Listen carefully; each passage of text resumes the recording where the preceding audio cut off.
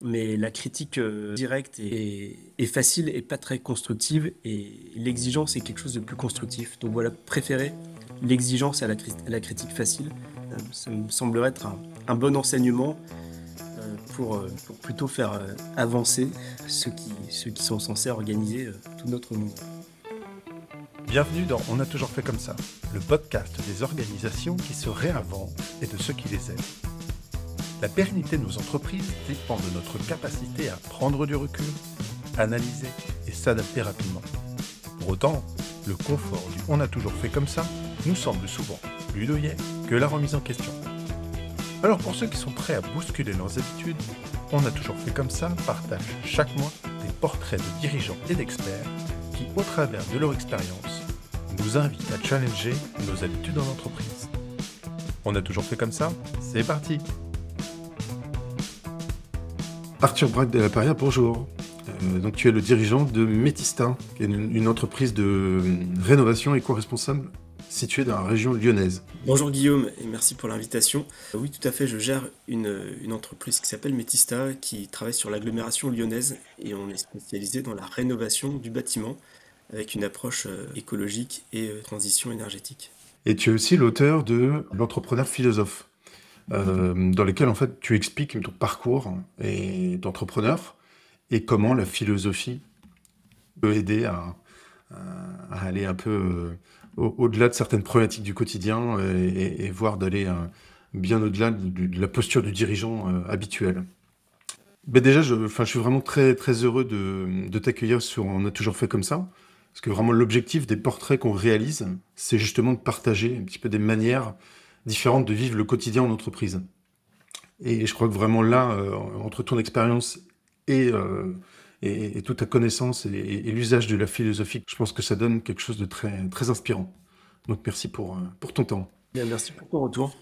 Ce qui m'avait vraiment frappé dans le livre, c'est ça, à quel point les PME et les dirigeants ont vraiment été impliqués au quotidien dans des rôles, sujets qui étaient vraiment clés pour la société.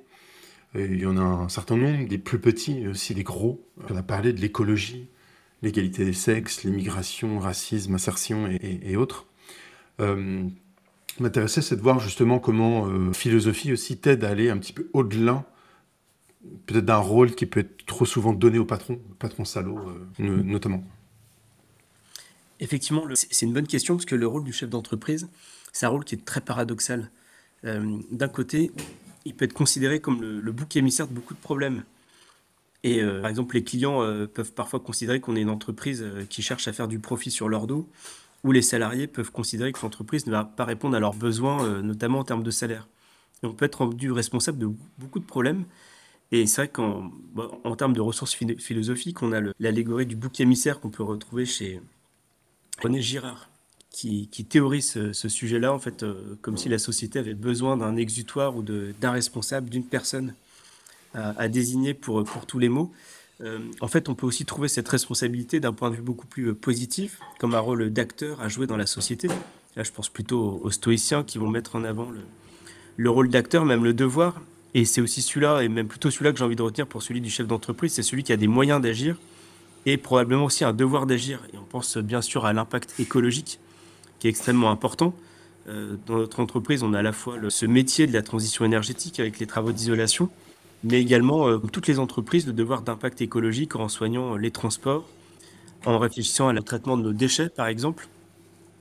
Et puis, bien sûr, il y a également l'impact social de l'entreprise, où on a un rôle à jouer. Alors, je prendrai un exemple tout bête, c'est très propre au secteur du bâtiment. On est un vrai secteur économique d'intégration. Ça, c'est un rôle positif qui nous incombe. Si je prends l'exemple de notre entreprise, on a 18 nationalités sur 40 personnes. Donc, on se rend compte qu'on est un acteur d'intégration, et pour ça, on a aussi le devoir d'accompagner ce rôle le plus positivement possible. Justement, au fur et à mesure où la société s'est développée, tu étais moins sur les chantiers, tu avais plus un rôle commercial, mais aussi de conseil. Mhm. Le manque de connaissance, de compréhension de certains contextes, de certaines compétences, fait que des fois, les prestations sont souvent réduites à juste est-ce que c'est cher, pas cher, moins cher. Comment tu vois la possibilité d'éduquer le client aussi par rapport au sujet écologique? Il y a une notion de faire comprendre aux clients que c'est pas juste le prix à un instant I aujourd'hui qu'il faut considérer, mais plus aussi une dimension qui va bien au-delà euh, d'un devis qui serait le plus bas aujourd'hui, quoi. Alors ça, c'est effectivement un des rôles clés du chef d'entreprise, c'est d'essayer de sortir de cette relation qui est assez destructrice, où on a souvent l'impression que les clients nous considèrent comme, nous consomment plutôt comme si on était des biens sur Amazon, standard, vite fait, pas cher et le plus rapide possible. L'artisanat, c'est tout l'inverse, c'est du sur-mesure, il faut savoir prendre le temps, il faut savoir expliquer, et le travail de nos salariés a une vraie valeur. Et je ne peux pas faire du discount sur de la main-d'œuvre. Ou alors ça pose d'autres problèmes de main-d'œuvre détachée, de concurrence déloyale ou de personnel sous-payé. Donc on est dans l'inverse de la consommation Amazon, qui est un peu ce vers quoi la société tend aujourd'hui. Et donc le rôle, c'est d'essayer de sortir, de faire un pas de côté et de sortir de cette relation qui tire vers le bas et d'amener une relation qui est beaucoup plus gagnant-gagnant, une relation dans la confiance et une relation qui va être aussi sur le travail bien fait et durable. Quand on fait un chantier, c'est pas quelque chose qu'on va consommer en une semaine et jeter derrière. Les travaux qu'on fait, ils sont là pour une génération, parfois deux, trois générations. Quand on intervient sur des chantiers en démolition, on casse des cloisons et des portes qui parfois sont installées depuis 100 ans, voire plus que ça. Donc sortir de la relation de la consommation immédiate pour aller sur des sujets qui touchent beaucoup plus largement, comme l'écologie, l'impact social, euh, également l'énergie, la valeur du bâtiment. Ça, c'est des choses, quand on arrive à aller sur ces terrains-là, on arrive à travailler d'une manière extrêmement positive pour le client et pour nous. Hmm. Côté du salarié, comment tu arrives à leur donner, voire à conserver, en tout cas, ce goût du travail bien fait, de l'artisanat au quotidien? Ouais, j'ai pas beaucoup de prétention là-dessus en termes de management. Je pense que les recettes sont assez universelles pour le coup. C'est plutôt déjà de la reconnaissance, même avant de la reconnaissance, de la connaissance, prendre conscience de ce que c'est que le travail. Pour ça, d'avoir l'expérience, d'avoir travaillé sur les chantiers, c'est intéressant. Ça peut éviter de prendre de haut ou de mal considérer. Se rappeler que c'est un travail qui est visible, qui est très gratifiant, qui peut être esthétique, qui peut permettre de transformer une maison, mais c'est aussi un travail qui peut être pénible, parce qu'il y a des charges lourdes à porter, parce que travailler en hiver sur des chantiers non chauffés, c'est pas agréable de démarrer le matin. Et donc à la fois une connaissance de ce qui est assez merveilleux dans ces métiers-là, mais ce qui peut être aussi assez pénible, pour derrière avoir une reconnaissance, savoir dire quand le travail est bien fait, savoir transmettre les retours des clients, qui heureusement sont la plupart du temps positifs. Ça, c'est plutôt Hmm. c'est même plus de la philosophie, c'est des clés du savoir-vivre au quotidien. Tu disais notamment aussi dans le livre, j'ai besoin de fierté pour ne pas me résigner, pour pas tomber dans le à quoi bon se battre, notamment sur tous les sujets qui tombent dessus au quotidien. Et ça me faisait penser notamment enfin, au sujet de la considération. Comment on peut apporter de la considération auprès d'un salarié, considération auprès d'un client aussi, pour le valoriser, les valoriser chacun de leur côté dans ce qu'ils font, chacun.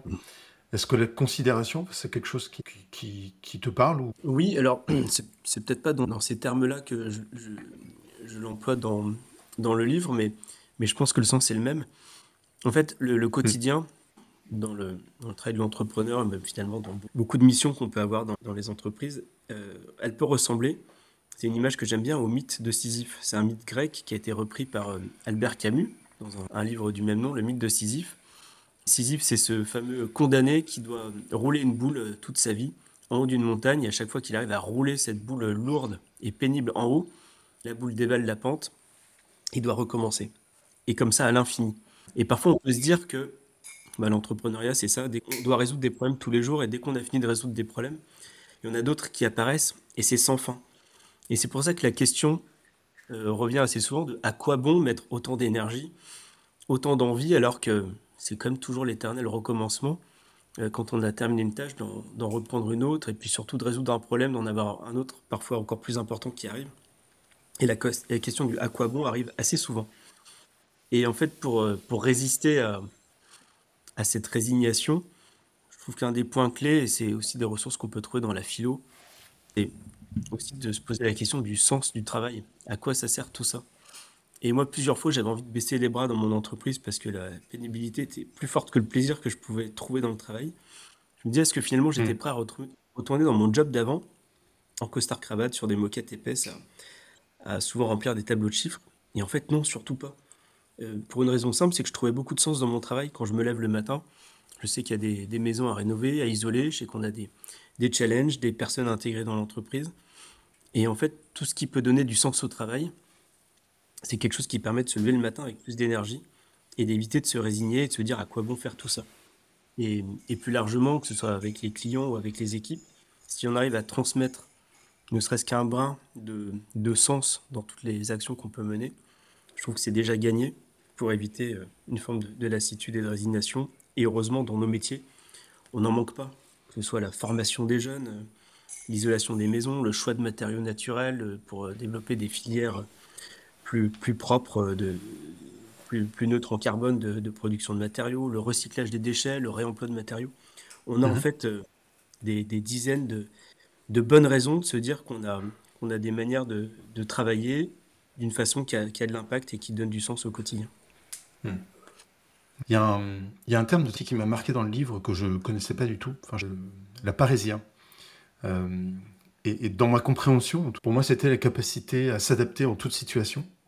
Est-ce que c'est vraiment ça Bon, ça, c'est un mot grec, mais qui est repris, quel usage que j'en fais dans mon livre, c'est un mot qui a été repris par Foucault, le philosophe du XXe siècle, Michel Foucault.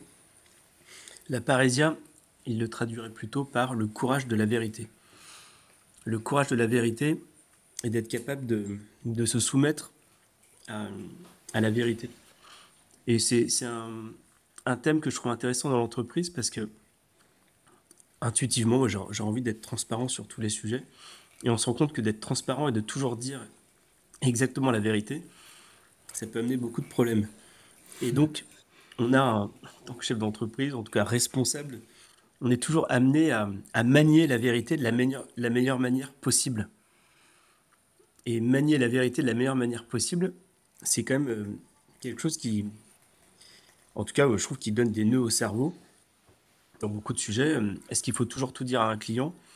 Euh, Mais en fait, sûrement non, puisqu'on peut lui faire très peur et le mettre en tension, alors qu'on a des Ouais. solutions à apporter et qu'on peut lui amener la vérité un peu plus tard, une fois que les problèmes sont résolus. Également pour les salariés, est-ce qu'on peut être transparent complètement sur la rémunération? J'aimerais dire que oui, mais c'est pas l'expérience que j'en ai fait, donc finalement, c'est plutôt manier l'information avec la plus grande vérité possible. Et c'est dans ce sens-là où je trouve que la notion de vérité est une matière qui est très subtile à travailler. Et il faut sûrement toute une vie d'expérience pour réussir à le faire bien. Hmm. Tu parles aussi beaucoup de le règne de la quantité. Et je me demandais justement comment, notamment au travers de l'engagement que tu as pris sur l'entreprise à mission, comment toi tu valorises le travail, comment tu valorises l'entreprise au-delà des chiffres très comptables, on va dire. Alors, le règne de la quantité, c'est le titre d'un livre de René Guénon, philosophe qui n'est pas très connu, mais qui a écrit un autre livre qui s'appelle La crise du monde moderne. En fait, bon, c'est un livre qui a été écrit dans les années 60, mais qui est d'une modernité incroyable, où on se rend compte qu'aujourd'hui, tout est quantifié, tout est chiffré, et, et finalement, j'ai envie de dire, c'est aussi le monde duquel je viens, bon, une école de commerce, et puis aussi de travailler dans une multinationale, où en fait, l'objectif final, le but ultime, c'est toujours, enfin en tout cas dans une multinationale, quand on travaille au siège, l'objectif qui nous est donné, c'est un dividende, c'est un résultat net, et généralement aussi une croissance du chiffre d'affaires. Et le bonus des dirigeants, des cadres supérieurs, les objectifs étaient généralement fixés à ces quelques chiffres, trois chiffres en général, qui tombent au 31 décembre de l'année. Donc une vision Hmm. extrêmement à court terme. Les budgets ne dépassent pas 3 ans, mais en général on s'arrête plutôt au budget de l'année suivante. Et puis pour pouvoir suivre ces chiffres, on peut tomber dans une espèce de dictature du chiffre où pour l'atteindre, tous les moyens légaux sont permis. Je me souviens très bien de la crise qu'on avait traversée en 2008 dans l'entreprise où je travaillais, où en fait pour pouvoir maintenir le dividende, en fait il fallait utiliser les moyens légaux possibles, notamment les licenciements. Voilà, il fallait enlever du personnel pour pouvoir maintenir le résultat de fin d'année, pour pouvoir maintenir le dividende Mhm. alors que l'activité était compliquée, il fallait sortir de l'argent de la trésorerie qui était là plutôt en matelas de sécurité pour l'entreprise, mais on a pu quand même servir le, le dividende aux actionnaires. Et j'avais l'impression du coup de travailler pour des chiffres, mais au final de travailler pour de la destruction de valeurs sociales, la destruction de valeurs économiques. C'était extrêmement frustrant de travailler en fait, sur les mauvais indicateurs. Et non seulement les indicateurs Mhm. étaient, étaient pas ceux que j'avais envie d'avoir, mais en plus il y avait une confusion terrible, et c'est une confusion qu'on trouve beaucoup, entre la fin et les moyens. Les chiffres, finalement, c'est un moyen, c'est un outil. C'est un outil de travail. Moi, dans mon entreprise, je me sers énormément des chiffres. Je calcule mes rentabilités de tous les chantiers et j'en ai besoin. J'en ai besoin pour chiffrer, j'en ai besoin pour la durabilité de l'entreprise, pour qu'elle soit durable, qu'on ne s'effondre pas. Mais ça reste un outil et un moyen. La finalité, c'est pas de servir du chiffre en permanence. L'objectif, ça peut être plutôt le travail bien fait, ça peut être plutôt de faire des chantiers durables, ça peut être que l'équipe ait un bien-être au travail. Ça peut être tout simplement d'être fier de son travail. Ou, voilà. Tout ça, ça c'est des objectifs. Ça peut être des finalités. Par contre, le chiffre, c'est un moyen, c'est une caisse à outils. Chez moi, j'ai envie de ranger les chiffres dans les mêmes tiroirs que les visseuses dévisseuses et les lève-plaques. C'est des outils parmi d'autres. Et quand on commence à Mhm. confondre les fins et les moyens, on devient fou. Je crois que si j'étais resté dans mon job d'avant, je serais devenu fou. Et en allant dans l'artisanat et en poursuivant des objectifs qui ne sont pas des chiffres, mais autre chose, et c'est aussi pour ça qu'on est devenu une société à mission, on a l'impression de respirer, tout simplement. Et donc, nous, nos trois grands objectifs, c'est l'écologie, la transition énergétique et l'engagement social. Quand on passe chaque année devant notre comité de mission pour expliquer comment on travaille ces objectifs-là, bien sûr, on a besoin de chiffres pour illustrer, pour être sûr de ne pas se tromper. Demain, j'aimerais Bien faire sûr. également un bilan carbone de l'entreprise pour être sûr que ce qu'on cherche à faire en écologie ne soit pas à côté de la plaque. J'ai besoin de le quantifier, de le chiffrer. Mais c'est une caisse à outils, ce Ouais. sera jamais une finalité de produire du chiffre. Justement, tu as repris une entreprise. Est-ce qu'à l'époque, tu considérais autre chose que le bilan? Est-ce que maintenant, peut-être, si tu envisages un jour une cession, transmission de cette entreprise, comment tu valoriserais justement tout ce qu'il y a au-delà de ce bilan comptable, quoi. Toute cette partie de mission, finalement, l'entreprise à mission. Ouais, c'est une question compliquée. Euh, il y a la valeur financière et puis il y a les valeurs qu'on ne peut pas quantifier. Euh, Au quotidien, on prend des décisions euh, qui peuvent être une destruction de valeur économique. Par exemple, faire le tri intégral des déchets, alors que la loi ne l'oblige pas encore. Chez nous, ça va représenter peut-être 20 000 euros à peu près de coûts supplémentaires que je ne peux pas refacturer au client. Passer aux peintures naturelles, les peintures naturelles, elles coûtent quasiment 2 fois plus cher que les peintures conventionnelles. Je ne peux pas le refacturer au client. Hmm. Donc tout ça, ça détruit de la valeur économique. D'ailleurs, on est plutôt un peu moins rentable que le secteur. Est-ce que c'est pour ça? J'aimerais bien Ouais. dire oui, ce serait une manière facile de dire qu'on est moins bon que les autres en rentabilité. Je pense qu'il y a plein d'autres raisons. Mais en tout cas, on sait qu'au quotidien, on détruit une valeur économique sur certaines actions écologiques. Et on le fait consciemment. Et c'est aussi pour ça qu'on est devenu une société à mission, parce que j'ai ouvert le capital aux salariés. Donc j'ai des salariés qui sont actionnaires de l'entreprise. Et je veux pas demain qu'ils me Hmm. reprochent de ne pas avoir de dividendes ou d'avoir une entreprise moins performante parce qu'on aura fait des choix qui sont au-delà de l'objet économique. Euh, Je donc, comprends. par contre, je suis persuadé que tous ces choix qu'on fait, ça alimente une dynamique et une énergie dans l'entreprise qui est impalpable. Et je pense qu'il y aura tôt ou tard, peut-être plutôt tard que tôt, mais peu importe, l'impact économique. Je pense que les deux sont liés à très long terme. C'est sûr que sur une année, je vois très bien comptablement ce que ça me coûte. Par contre, d'avoir des salariés qui sont fiers dans l'entreprise, qui ont envie de rester dans l'entreprise, d'avoir des clients qui viennent nous voir parce qu'on a une démarche qui leur parle, je pense que ça, c'est des résultats qu'on ne peut pas mesurer et qui n'ont sûrement pas d'impact très significatif à court terme, mais je pense qu'à long terme, ça a beaucoup de valeur. Et Hmm. par contre, il faut accepter que dans le bilan comptable, on ait des choses qui soient invisibles, et, et heureusement d'ailleurs, sinon autant devenir des machines et plus des êtres humains.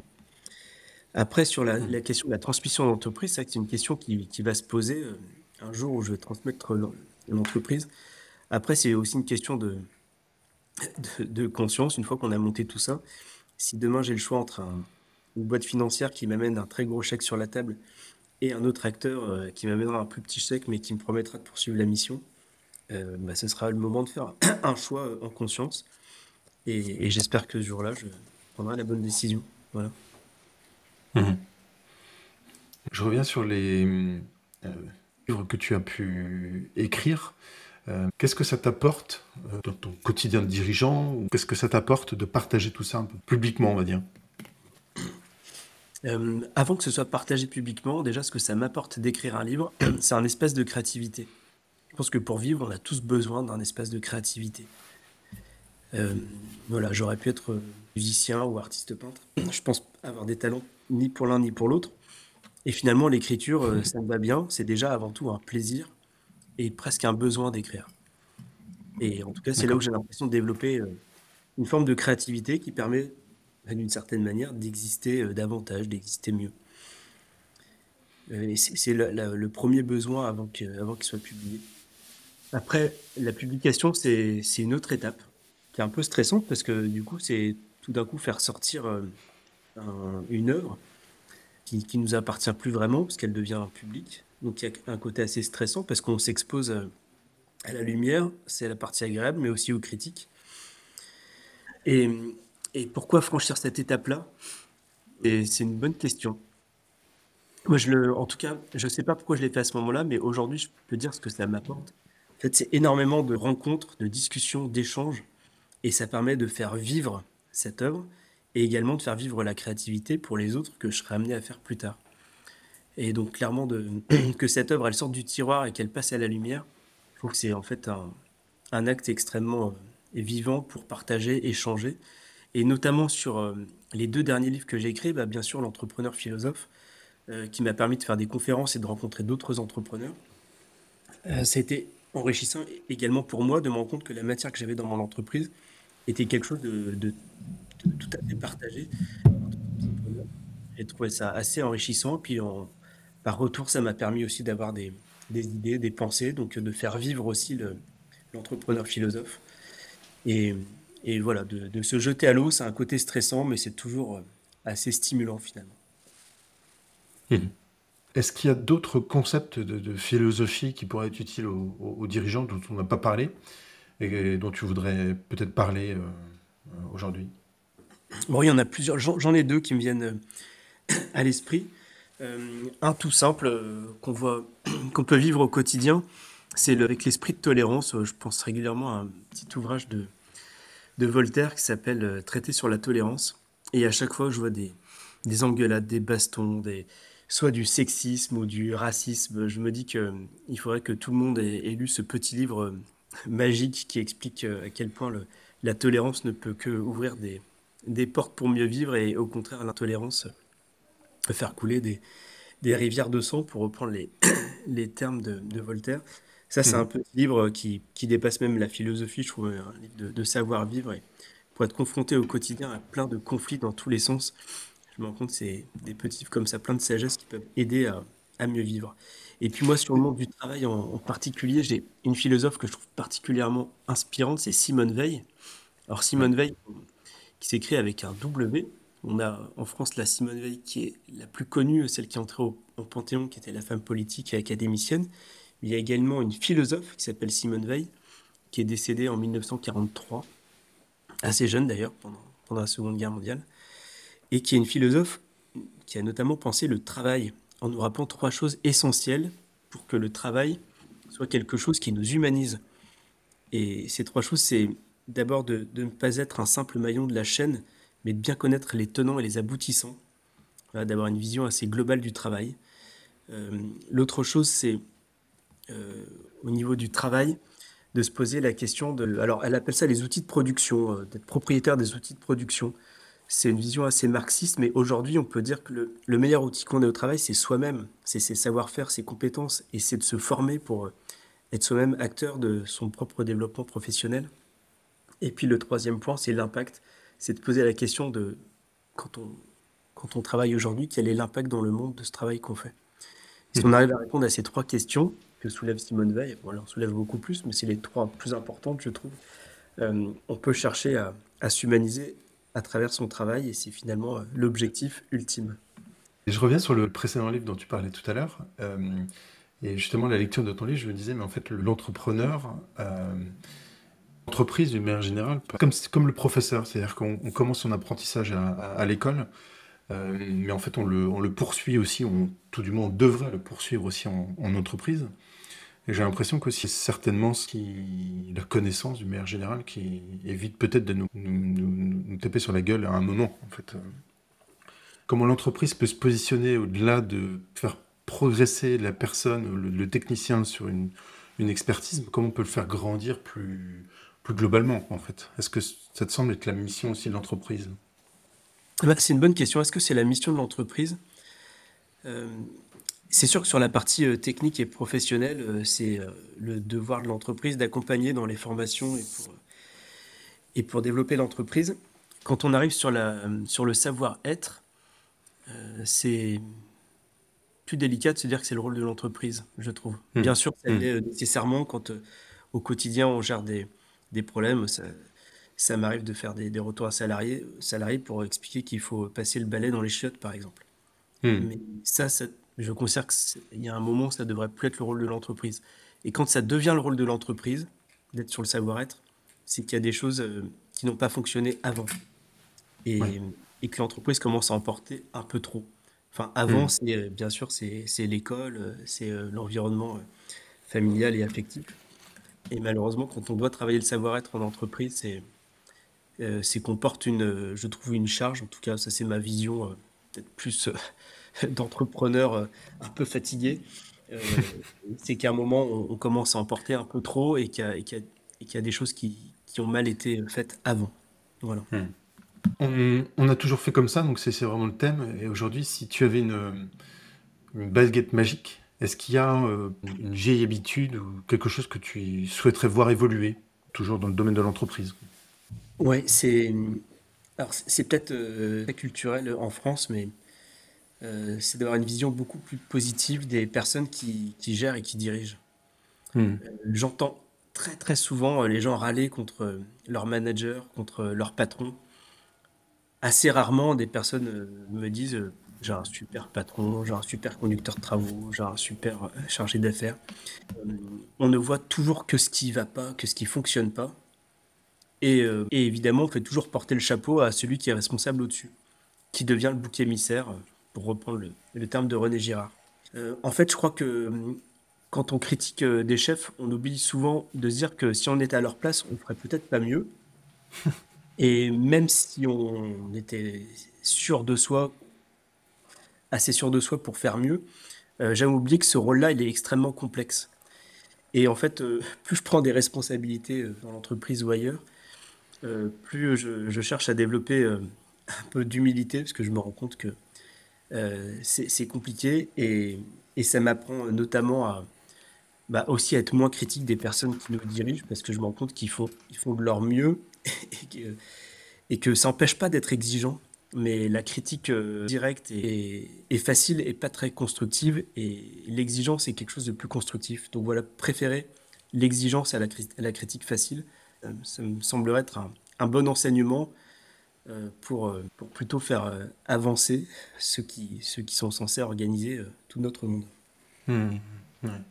Très bien, merci beaucoup Arthur. Est-ce qu'il y a d'autres points dont on n'aurait pas parlé que tu aimerais partager aussi aujourd'hui avant de conclure?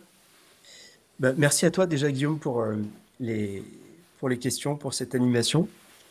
Non, je crois qu'on a fait un tour du livre et puis j'espère surtout que les lecteurs qui auront l'occasion de le lire apprécieront. Peut-être un point comme conclusion, c'est vrai que ceux qui s'intéressent à la philosophie, on ne sait jamais par quel livre commencer. Et donc j'aurais juste un conseil de livre pour quelqu'un qui s'intéresserait à la philosophie et qui se dit, ah tiens, mais par quel bouquin je pourrais commencer? C'est Jeanne Hersch qui s'appelle L'étonnement philosophique. Je trouve ce livre assez merveilleux. On a un livre assez facile d'accès. On traverse plusieurs siècles de philosophie et ça permet d'avoir les idées assez claires sur ce que les penseurs ont envie de dire, de penser, mais aussi en quoi ils vont s'étonner du monde dans lequel on vit. Et puis merci encore pour cette interview. Mais écoute, merci beaucoup à toi. Merci vraiment pour ce livre qui est très, très surprenant. Enfin, il est très concret et en même temps, on va prendre toujours du recul avec ses principes philosophiques. La philosophie ici, dans ce contexte-là, tel que tu le présentes, prend une dimension qui est vraiment très intéressante, je trouve. Et je le recommande vraiment à tous les dirigeants, qu'ils soient du bâtiment ou pas d'ailleurs. Ce n'est pas vraiment spécifique au bâtiment. Les expériences peuvent être les mêmes dans d'autres univers.